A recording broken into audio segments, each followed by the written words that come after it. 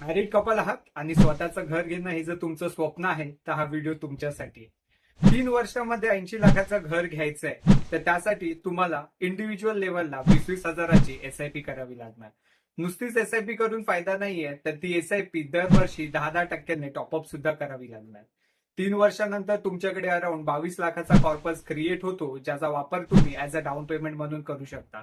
आणि हे down payment तुमच्या ऍक्च्युअल फ्लॅट व्हॅल्यूच्या 30% असतं. त्यामुळे इनिशियल लेवलला तुम्हाला लोन कमी घ्यावं लागतं आणि तुमचा ईएमआय सुद्धा कमी बसतो. आणि हाच फायदा होतो की तुम्ही तुमचे फ्युचर फायनान्सेस खूप चांगल्या प्रकारे प्लॅन करू शकता. जर हा व्हिडिओ आवडला असेल तर व्हिडिओला लाईक करा, मित्रांसोबत शेअर करा. आणि अजूनही तुम्ही कन्फ्यूज असाल की कसं माझं स्वप्नातलं घर पूर्ण होणार, तर त्यासाठी तुम्ही मला कॉन्टॅक्ट करू शकता. मी नक्कीच तुमची मदत करेन. थँक्यू. म्यूचुअल फंड निवेश बाजार जोखिमों के अधीन है। योजना से जुड़े सभी दस्तावेजों को ध्यान से पढ़ें।